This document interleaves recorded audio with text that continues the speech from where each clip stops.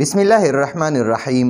نن زموږ د طریقة العصریه د اولې حصې الدرس التاسع عشر الدرس التاسع عشر ته موږ 19 درس وایو. 19 درس یعنی 19 نمبر درس دی او سبق نمبر 83 دی د کتاب د سر نه. ضروری قاعده پکې راکړې دراله.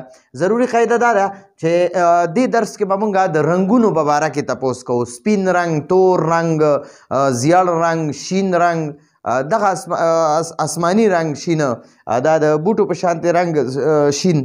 نو دغه باره کې به انشاءالله موږ بحث کوو. نو د مذکر دپاره همدغه شین رنګ بیا لفظ استعمالیږي او د مؤنث دپاره بیا لفظ استعمالیږي. نو دلته کې اوس موږ راکړي وي د مذکر دپاره ابیضو سپین ته ابیض وای او تور ته اسود وای. نو د مذکر دپاره به ابیضو، اسودو وغیره الفاظ استعمالیږي او د مؤنث دپاره به د ابیضو معنی د سپین او د بیضاء معنی د سپین. خو د مذکر دپاره ابیضو استعمالیږي، د مؤنث دپاره بیضاء استعمالیږي.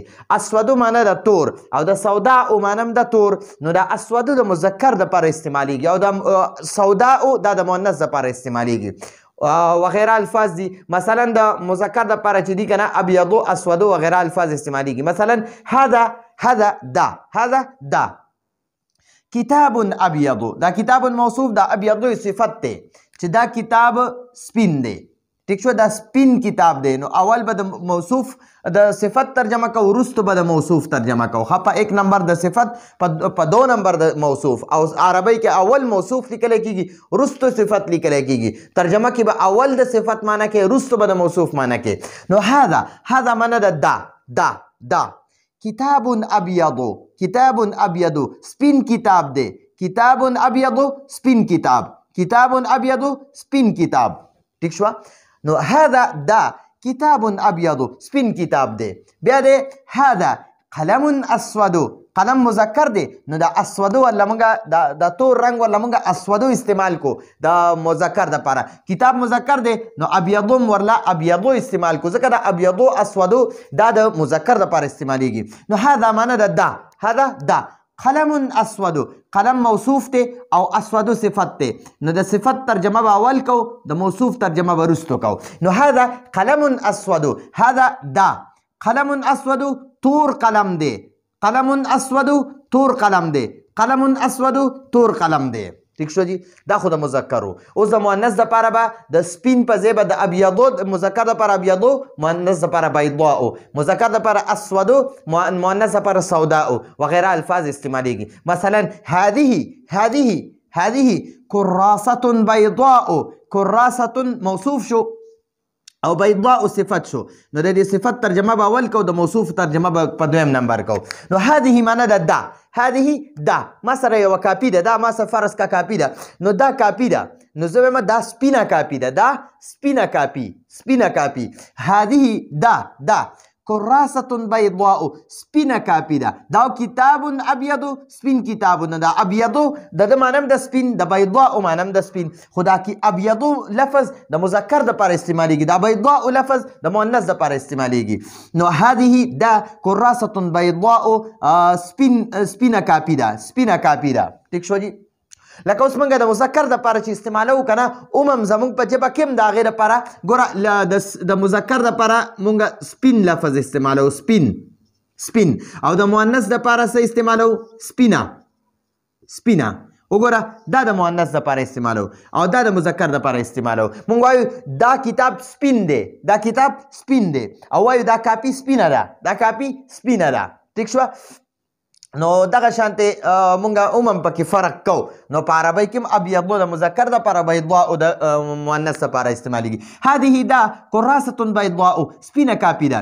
هذه دا سبورة سوداء سپین بورډ دی. ٹھیک شو.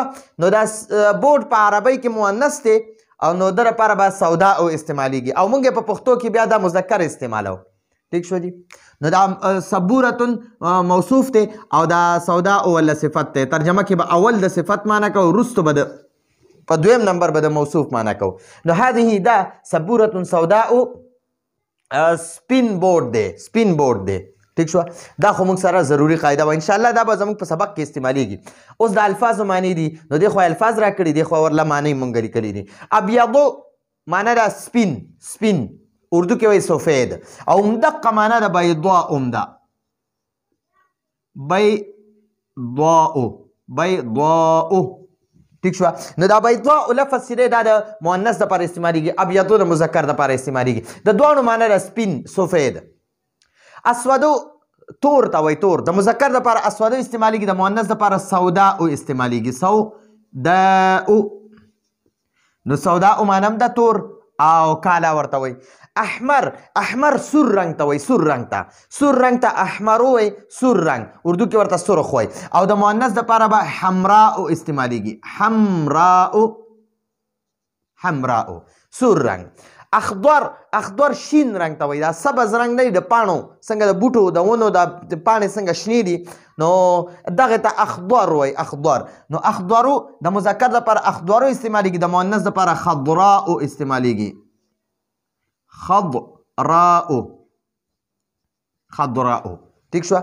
لون، لون رنګ ته وایي، لون رنګ ته وایي، رنګ. ما لون هذا القلم، د دې قلم څنګه رنګ دی، رنګ. ٹھیک شو. اوس زما د کپړو توروالی غونته رنګ راوړي، دا بورډ سپین رنګ دی، رنګ. رنګ ته نو لون، لون رنګ ته وایي، لون، لام واو زبر لون، نون دو پیش نون، لونون یا لون، لون رنګ ته وایي، رنګ.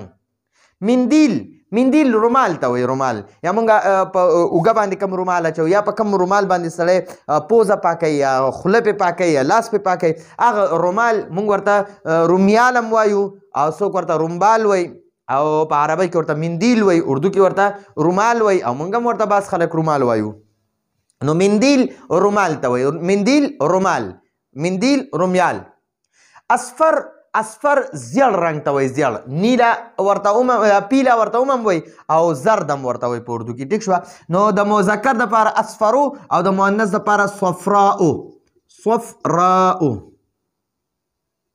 صفراء. د مؤنث دپاره صفراء.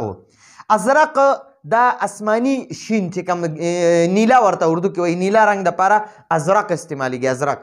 نو د مذکر دپاره ازرق او د مؤنث دپاره زرقاء، زرقاء.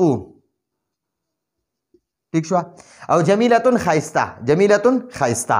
نو دا زمونږ د الدرس التاسع عشر د 19 درس اولنی سبقو ضروري قاعده هم پکې ویله، د ابیضو او بیضاء، اسودو سوداء.